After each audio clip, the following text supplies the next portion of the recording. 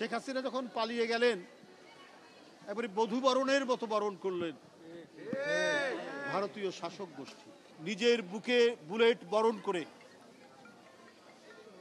তারা শেখ হাসিনাকে বাংলাদেশ থেকে বিতাড়িত করেছে। এখন কোথাও জায়গা নেই। ভারতে বসে আপনি কি করছেন? বিশ্বের যে সমস্ত গণতান্ত্রিক দেশ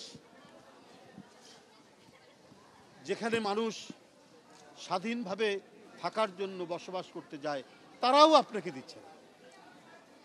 বিশেষ করে ইংল্যান্ড এবং অন্যান্য গণতান্ত্রিক দেশ আমেরিকা, সেখানে দলমত নির্বিশেষে যেই হোক না কেন কেউ আশ্রয় চাইলে রাজনৈতিক আশ্রয় যায়, কিন্তু শেখ হাসিনার ভাগ্যে সেটিও জুটছে।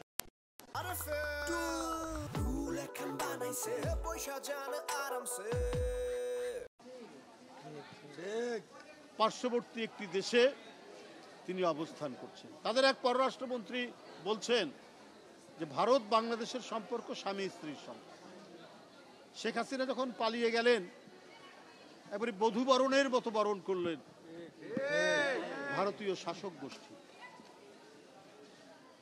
তারপরে কি হচ্ছে আমরা জানি না। তবে গতকালকের ভারতের প্রতিরক্ষা মন্ত্রীর ভারতের বিভিন্ন কমান্ডারদের সাথে যে বৈঠক, এই বৈঠকের বিষয়ে আমি কালকেও বলেছি, এটা উদ্বেগজনক। এটা উস্কানি কিনা এটা জনমনে প্রশ্ন দেখা দিয়েছে। আপনারা কি নববধূকে সান্ত্বনা দেওয়ার জন্য, তার যে জমিদারি পুনরুদ্ধারের জন্য কোনো কাজ করছেন? তাহলে প্রতিরক্ষা মন্ত্রী এভাবে কথা বলছেন কেন? সেখানে বলেছেন ইউক্রেন রাশিয়া যে যুদ্ধ চলছে, হামাস ইসরায়েলের যুদ্ধ চলছে, এটা চলছে, কিন্তু বাংলাদেশে কি চলছে? বাংলাদেশের সকল মানুষ এক দানবকে তাড়িয়ে মুক্ত বাতাস, মুক্ত নিঃশ্বাস নিয়ে আজকে চলাফেরা করছে। আমি ডানে বামে কোথাও আমি গ্রেপ্তার হতে পারি, আমি গুম হতে পারি। এই শঙ্কা থেকে আজকে যে শান্তির এবং স্থিতির যে পরিবেশ হয়েছে, আপনারা কি সেইটাকে পছন্দ করছেন না? বাংলাদেশের মানুষ শান্তিতে থাকুক, বাংলাদেশের মানুষ গণতন্ত্র ফিরে আসুক, বাংলাদেশের মানুষ একটি সার্বভৌম দেশে বসবাস করুক, এটা কি ভারতের নীতি নির্ধারকরা তারা মোটেই পছন্দ করছেন না? তারা এটাকে মেনে নিতে পারছেন না?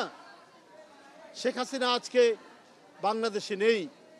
এই কষ্ট, এই দুঃখ ভারতের নীতি নির্ধারকরা কি ভুলতে পারছেন না?